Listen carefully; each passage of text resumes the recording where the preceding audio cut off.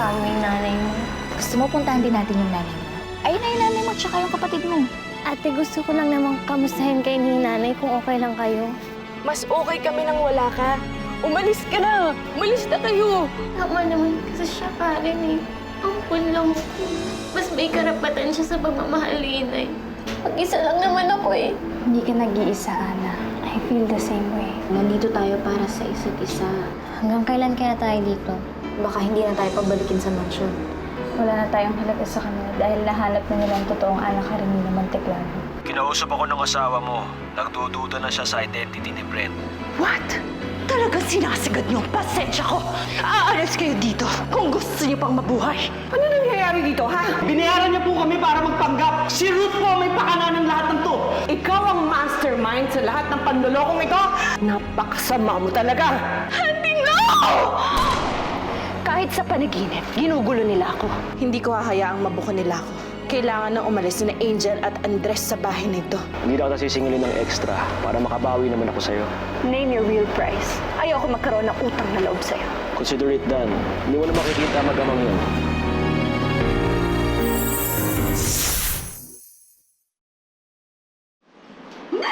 Sarap ng breakfast! Nay, alam niyo na yung gagawin niyo sa isla ko, ha? Talaga, akin na nga. Alam niyo, hindi kasi marunong maghimay ng isda si Karen eh. Dahil hindi marunong magtanggal ng tinik. Naku, Nay, the best ka talaga. May tagahimay na ako, may nanay pa ako. Nako, Aling Susi, alam niyo po ba, tindera po kami ng nanay ko ng isda.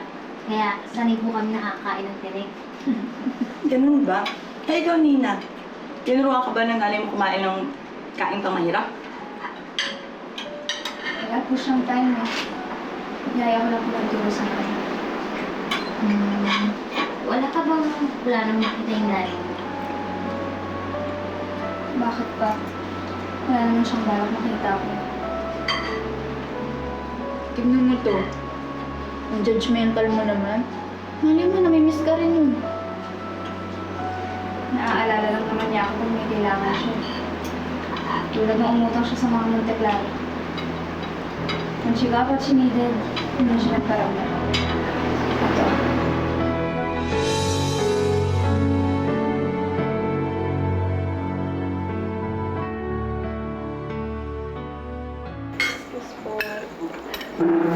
Ma'am Ana, Karenina, medyo naparami na ho yung mga nailabas naming pagkain eh.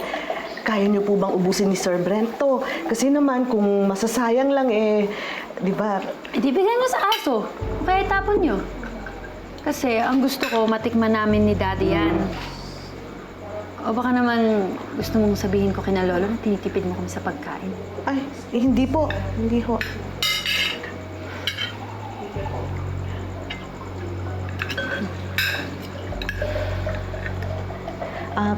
Ma'am, tawagin niyo na lang po kami pag may kailangan pa kayo.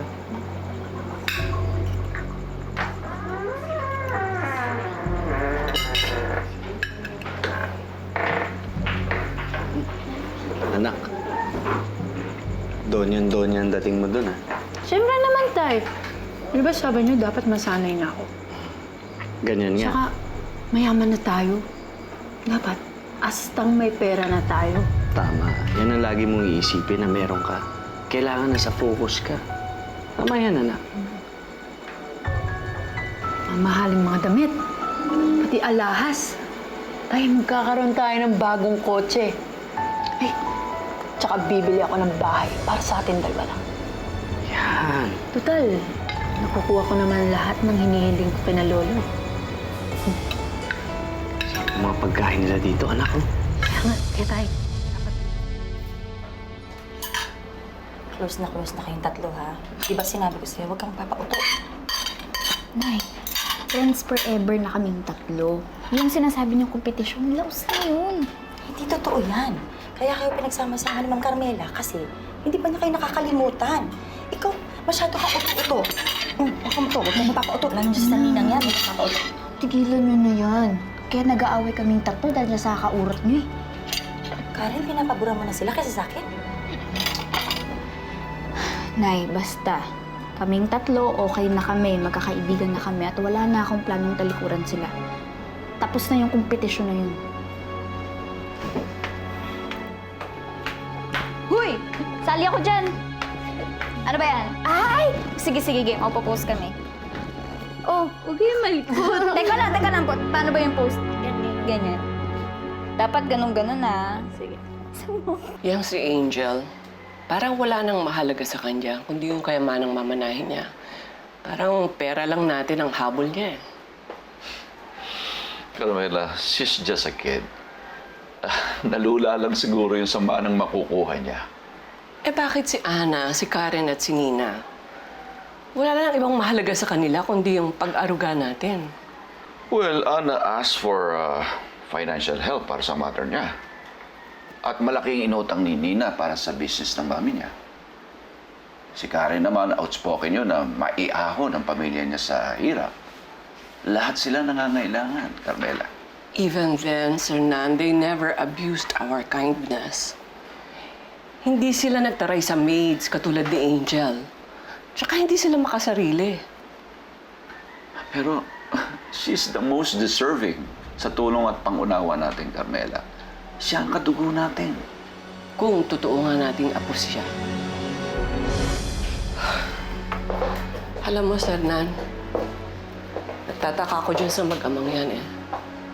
Maraming bagay na nangyayari na parang mali. Tulad ng ano? Si Angel, hanggang ngayon, hindi pa sa atin pinapakilala ang pamilyang nagpalaki sa kanya. At saka hindi ka ba nagtataka? First time lang nila nagkita ni Brent, parang magaan agad yung loob nila sa isa't isa. At saka alam mo ba, si Abel, narinig niya yung messenger. Ibang pangalan ang tinawag niya kay Brent. Andres.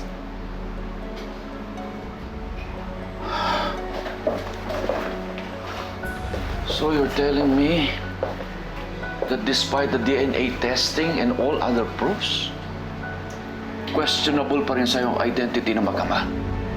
Yes.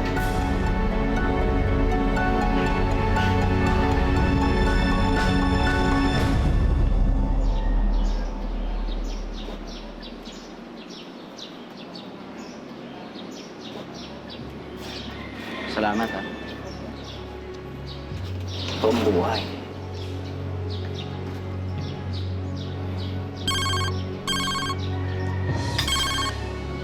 Hello, Peter. Andrew, kailangan natin magkita. May sasabihin ako sa'yo importante.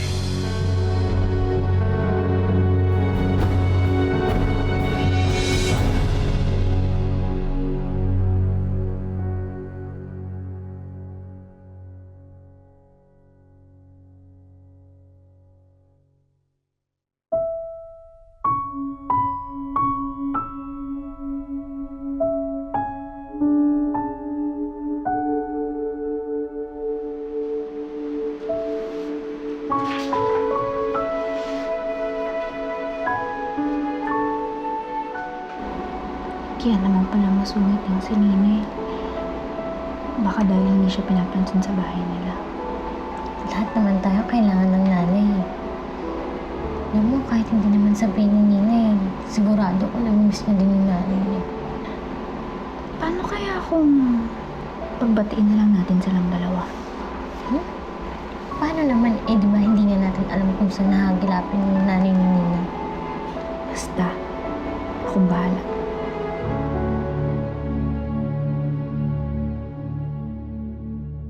Hi, Lola! Gusto niyo daw po ako makausap? Oo. Marami kaming gustong itanong sa'yo. At sana, sagutin mo kami na maayos.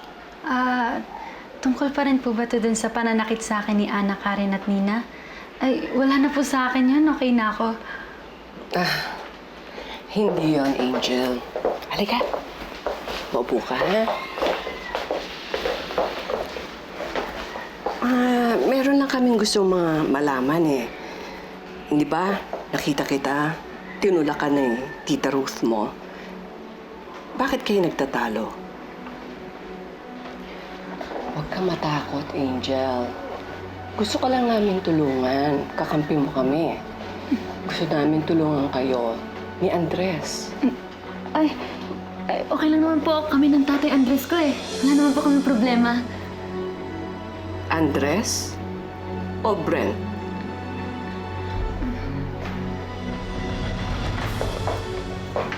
Niloloko niyo pa kami magkama. Ha? Hindi siya ang tunay na Brent. Ay, hindi po, Lolo. Nagkamali lang po kayo ng dinig. Umamin ka sa akin. Hindi ikaw ang tunay naming apo. Hindi ikaw ang tunay na anak ka rin nina.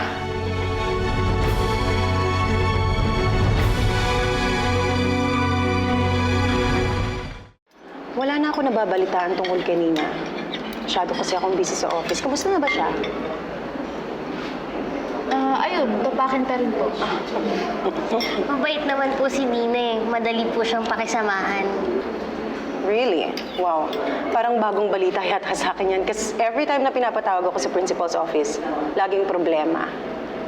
Pag kinakausap ko naman siya, she's very aloof. She never really opened up to me. Ano po yung alo? Ibig sabihin nun, yung bang, hindi niya na-express sa akin kung ano yung feelings niya. Hindi niya nasasabi sa akin kung ano talaga yung nararamdaman niya. Ganun naman po siya nung umpisa eh. Pero nung nakasama na po namin siya ng matagal, masaya pala siyang kasama. Well, it's good na naiintindihan niyo siya. Alam niyo, medyo nahihiya nga ako as her mom. Kasi I don't even know my own daughter. As a matter of fact, I'm afraid of her. Mukha lang naman po matapang si Nina. Pero pag mag-isa na po siya, nakikita po namin na hinahanap niya pa rin yung pag-aalaga niya bilang isang ina. Mahal po kayo ni Nina, Mrs. Montevilla.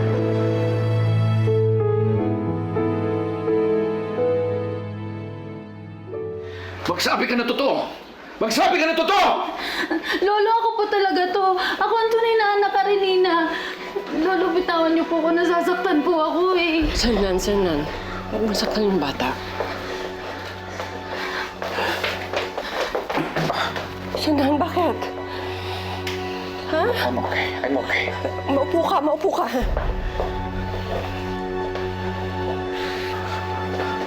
Uncle Auntie, I have the answers.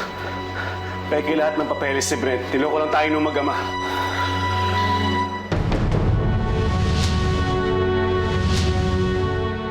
Teka lang. Mali! Teka muna. Oh. Ayan to. Ayan o. Ay, ito. Oh. Uy, Ina, ikaw na bumukas. Oh, bakit ako? Ikaw yung malapit sa pinto eh. Na, buksan mo na.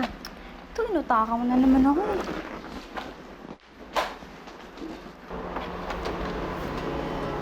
Mami?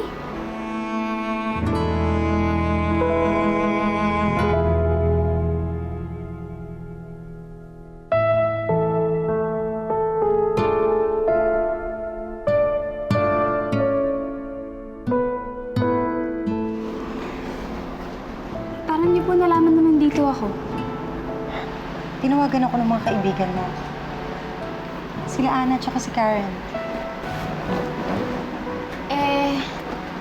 Nina, kasi nakita namin na nalulungkot ka habang sinasketch mo yung nanay mo.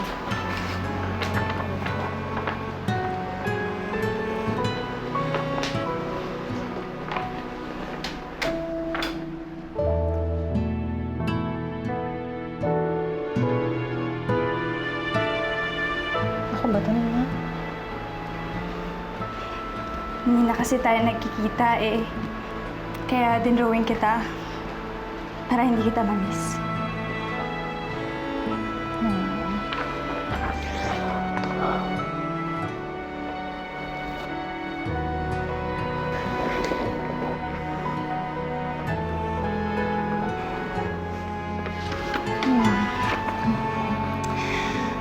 I'm so sorry, Nina.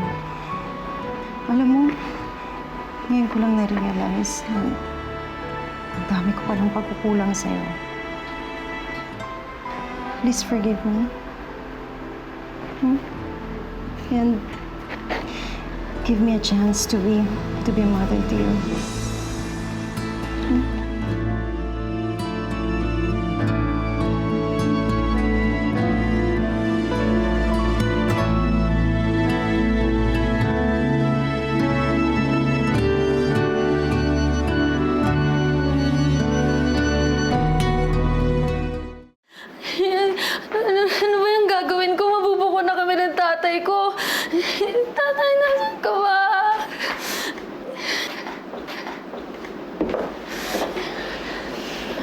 Oh, tapos na ang pagpapanggap. Alam na nila ang totoo. Hindi pa lahat. Kasi hindi pa nila alam na ikaw ang boss namin. Bakit?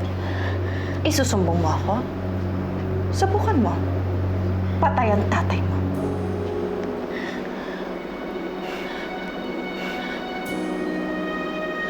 Napakasama mo talaga!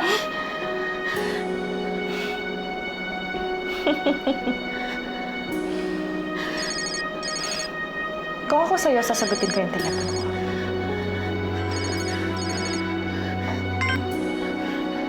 Hello? Hello, Angel. Hinahanap mo ba ang tatay mo? Asan ang tatay ko? Kasama ko siya ngayon. At gusto kanyang makausap. Hello? Hello, anak? Tay! Tay! Tay, nabuko na po tayo. Alam na nila ang sikreto natin. Nasaan ka po ba? Anong ginawa nila sa'yo, ha?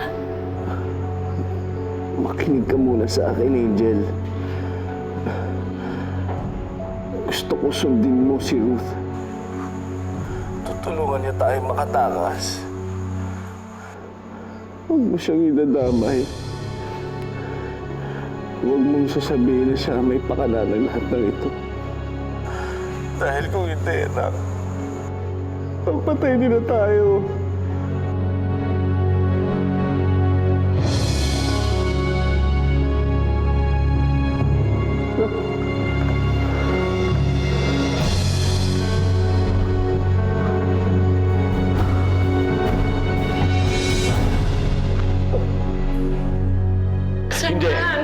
Hindi ako papayag na makatakas yung mag-amang yun! Dito na lang kayo. Ako na lang maghahanap kay Angel. Upo ka nga muna.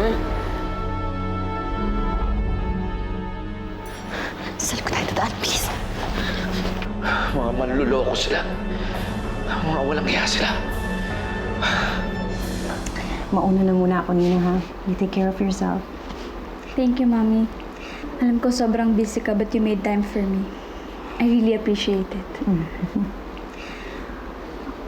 Mauna na ako. Maraming salamat sa inyo. Kayo na munang bahala sa anak ko, ha? Bye po. Bye. Ingat po. Sige po.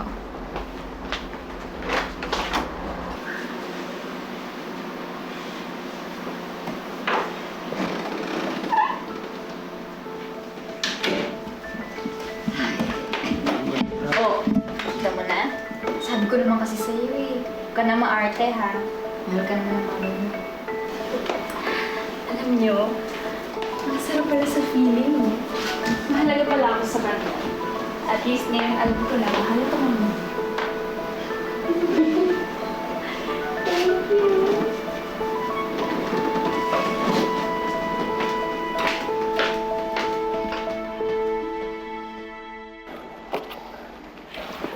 Magtatanda ka na siguro ngayon.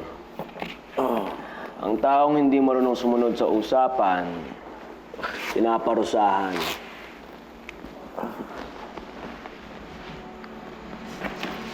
Tay! Tay! Tay! Tay!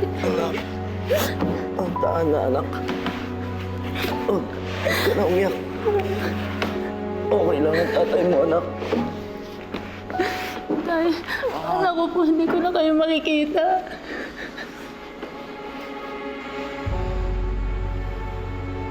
Inilagay niyo ako mag-ama sa alanganin.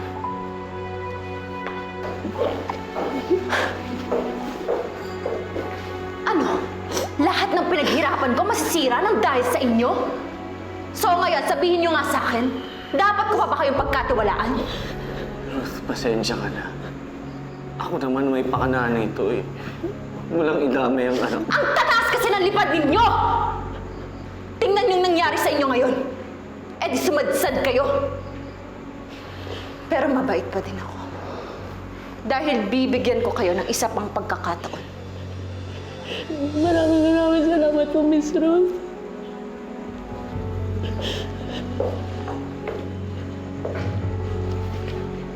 Gusto kong mangako kayo sa akin na hindi na kayo magpapakita sa mga Monte Claro kailanman. Nagkakaintindihan ba tayo? Pangako ko sa'yo. Pangako ko sa'yo. Good. Peter, ikaw na munang bahala sa akin. Nai-stress ako.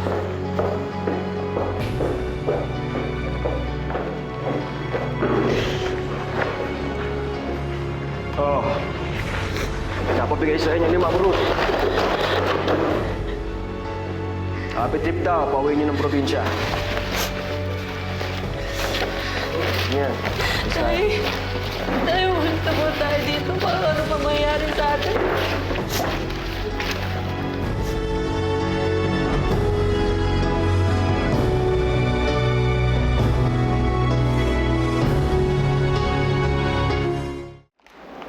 Uncle, mukhang nakatakas sa sila Brent tsaka sila Angel eh.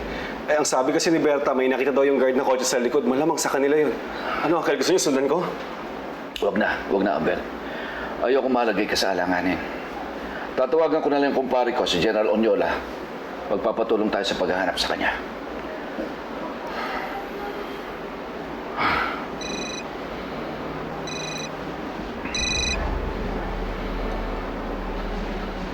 Hello? Hello, Mr. Monteclaro. Si Brent po to. Tigilan mo ako, Andres. Alam ko nang hindi ikaw si Brent. Manloloko ka. Idinamay mo pa ang anak mo. Mr. Monteclaro, pasensya na po. Hindi ko naman po sinasadya kami ng anak ko yung mga ginawa namin sa inyo. Wala naman po kami ginawa na pera dyan ni Angel. Ano? Ganun lang yon? Palalampasin ko ang ginawa niyong kalukuhan sa amin? Ipahanap kita, Andres. Kahit saan ka man magtago.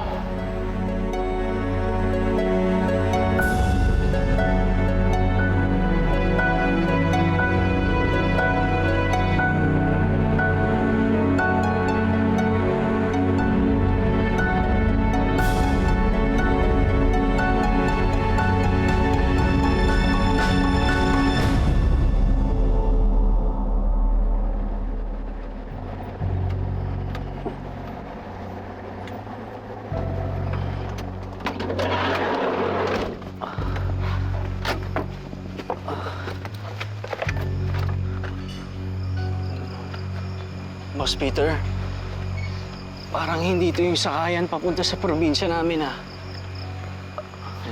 Pasensya na kayo. Hanggang dito ko na lang kayo pwede ihatid. Pwede naman kayo maglakad pa uwi. Kaya tumakbo na lang kayo. Boss Pete, wag naman. Maawa ka naman sa anak ko. Boss, bata pa to. Tsaka isa pa, lahat naman ang gusto niyo sinunod naman namin, di ba? Anak, takbo! Ay, takbo na, anak! Tumakbo ka na!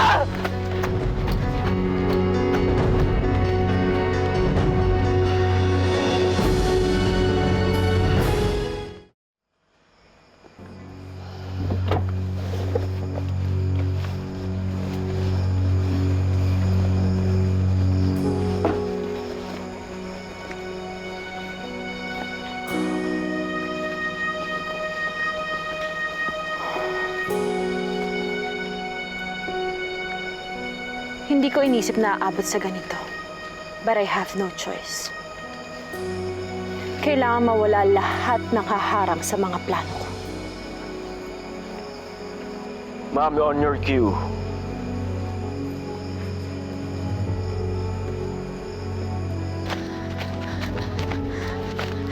Tay, natatakot po ako, tatay. Tumakbo ka lang, anak! Tumakbo ka lang! Huwag kang hihinto!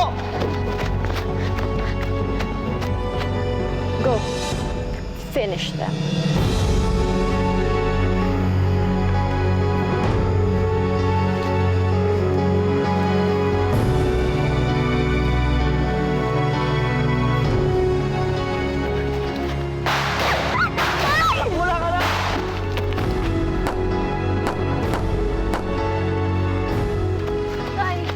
Huwag kang hihinto! Tumakbo ka lang! Takbo lang!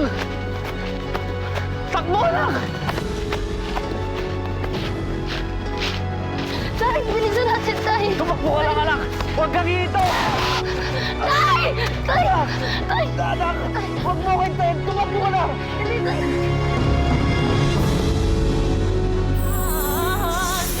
nandito ako ngayon para sunduin kayo tatlo. Para umuwi na tayo at namimiss na namin yung mga apo namin. I'm sorry. I made the wrong decisions. Miss na miss ko kayo, Ana, Karen, Nina. Hindi ko lang basta sinusolusyonan ang problema ko. Pinapatay ko. Gaganti ako sa inyo. Gaganti ako sa inyo. Hahanapin at hahanapin nila yung apo nila.